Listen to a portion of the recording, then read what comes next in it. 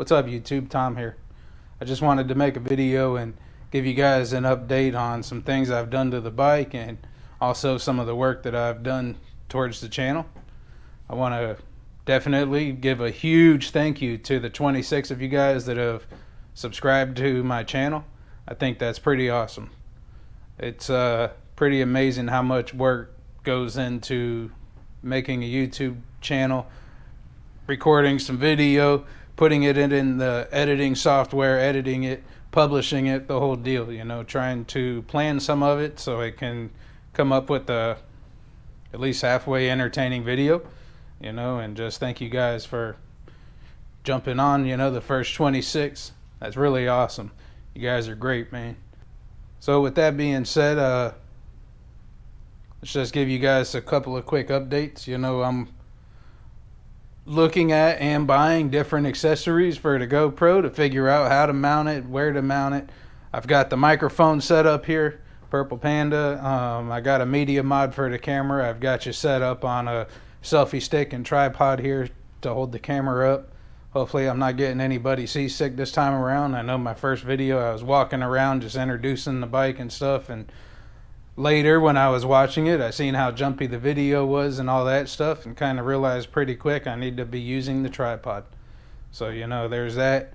And I'd really like to find a 360 camera to try to make some better shots when I'm out here riding around and show you guys what these roads look like around Central Florida.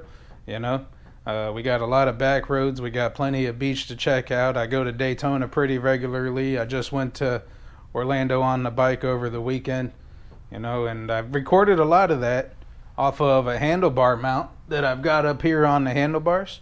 And I guess we'll talk about that a little more in a second, you know. So there's a quick update on some of the technology I'm putting in towards this channel. An update on the Screaming Eagle tuner. You know, I've got the Screaming Eagle tuner on my bike.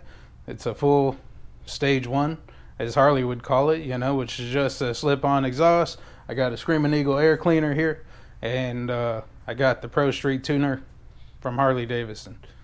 With all that said, it definitely makes a big difference in the amount of power that I feel on the throttle.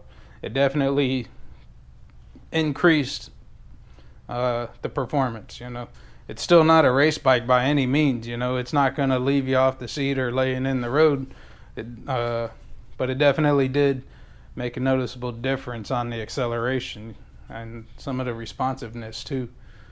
One of the things that I've learned, I don't remember which YouTube channel it was, but somebody was talking about how the app tends to glitch, which I was having issues with that too. And basically, if you're going to go into an auto-tune session with one of these Screaming Eagle tuners, you need to connect to your tuner on your phone and then go into your Bluetooth settings on the phone and disconnect from the bike.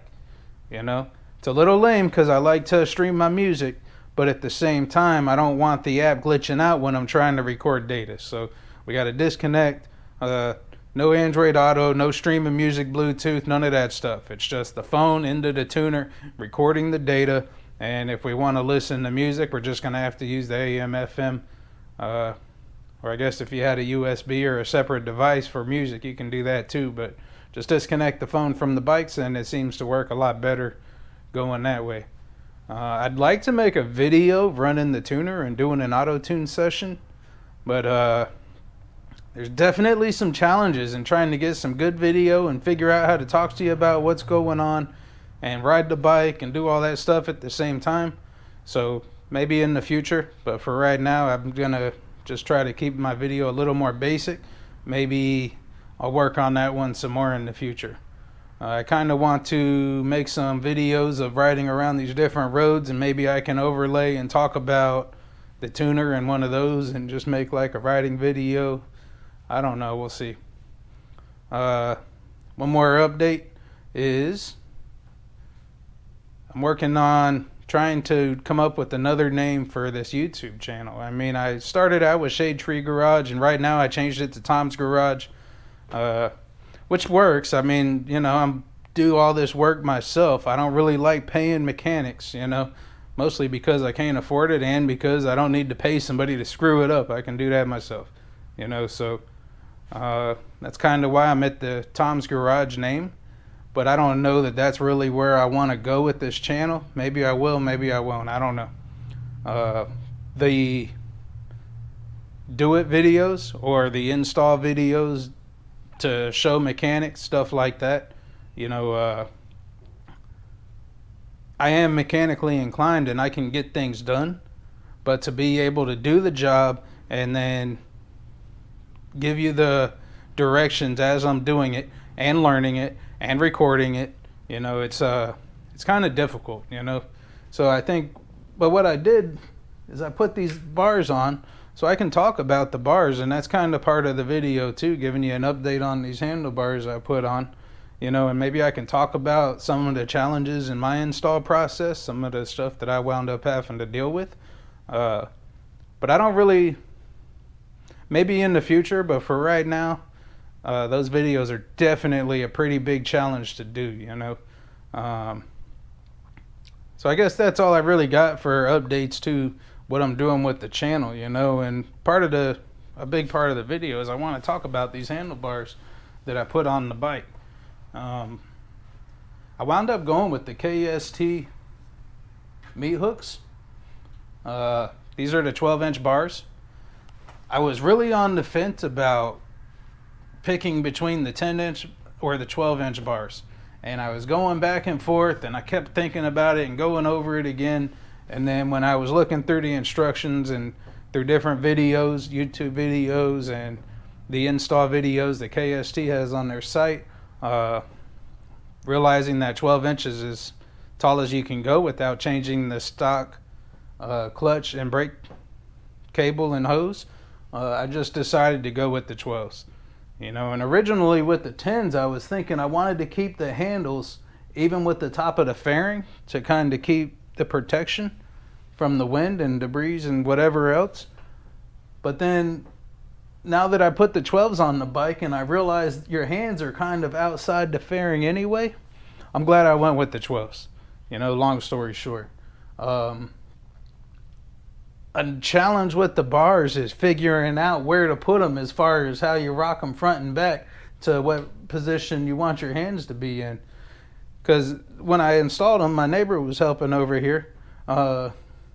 We put them on and he held the bike up and I kind of put my hands up on the bars to do a test fit, and it seemed like they were pretty good, and they are, you know. But then after I went to Orlando and back, I kind of realized I want to rock them back just a little bit.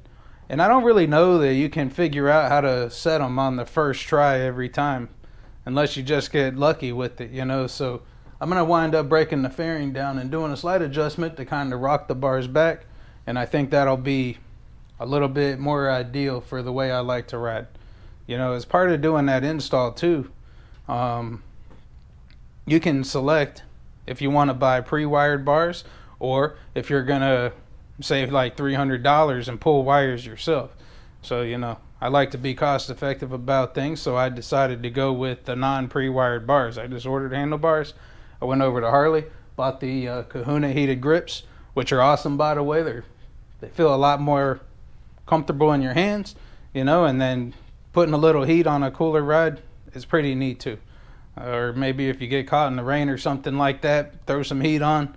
I was able to feel the heat through my gloves running on maybe like number 2 or 3 on the setting. It goes up to 6. So yeah, I mean, I'm happy with the grips too. Before I did these bars, I took my USB cable out of the glove box, and I had them over here on this bar, and I had on the clutch side, and I had the cell phone mount over there, and I rerouted the wire in the fairing and kind of stubbed it out over there and where I could plug my phone in. But then whenever I did this project, I decided to move them both over here to the right, to the throttle side, and I'm happy with that. You know, I like that with these bars, I got the real estate to put it on the vertical. It's in a good position. It's out of the way. I'm not blocking gauges. I'm not blocking too much of the speaker, you know, so this is working out pretty good. I'm happy with this one here. The only thing about doing this is I've learned the first time after the handlebar install that I got to pull the wire out and throw some blue tape or something on this plug so I'm not getting water in it when I'm washing the bike. So word of caution there. As far as actually installing the bars, it's definitely a challenge to get all the wiring fed through the bar. Because, you know, you're pulling the wires through this end, and you've got this angle here. So the wires actually have to go up and then come back down. So you really need to push and pull at the same time simultaneously in order to get them through. One of the things I did based off of recommendations from other channels or install videos was when I pulled the throttle sensor out, I removed that factory jacket. I put a piece of heat shrink tubing over it, and then I shrunk it with the heat gun, you know, which I think it definitely helped because I was able to push and pull at the same time. It gave some extra strength to the wires to push it into the bar as I was pulling out the slack. But it's still a challenge to get your other cables because I don't think the inside of the bars is smooth. And that with this sharp edge here that you got to get around, it was good to have the extra protection on the wires. Same thing on the left side, you know, putting the heated grip cables through the clutch sidebar and your controls inside the bar. It was a challenge. That's the most difficult part of the install, was getting those wires through the bar. Actually breaking the bike down and pulling the bars off and reinstalling wasn't so bad, but pulling those wires was a bear. You know, so if you're not really interested in fighting it, or if you're just trying to save probably a good hour or two of time in your install process, you can go ahead and order them pre-wired. But then you're right back to square one kind of too, because if you're going to put the heated grips in, unless you send them your grips, you're still going to have to pull some wire, you know. So there's that. So as part of the install, I wound up putting these mirrors on. They got the slots in there. The mirrors are up a lot higher. I feel like the visibility is a lot better over the factory. They're also a little bit wider, so you get a little bit more of a field of view. And I went with these Amazon stripper. They got an actual stripper on them. Plugs to plug the factory holes where the mirrors used to mount, you know. And but so far I'm happy with the bars. I like them. I feel like with them being a little wider and a little taller, it feels a lot more confident, you know, in your hand position on the bars and your handling. I did not find it to require a learning curve on how the bike handles or anything like that. I jumped on the bike and took off and rode just like any other time, you know. So so far I'm liking them. So there's I don't really have a whole lot of other updates. I'm kind of playing with different GoPro mounts, trying to figure out how to mount them to the bike. I mean, right now I've got this one over here on the clutch side. It's all aluminum mount.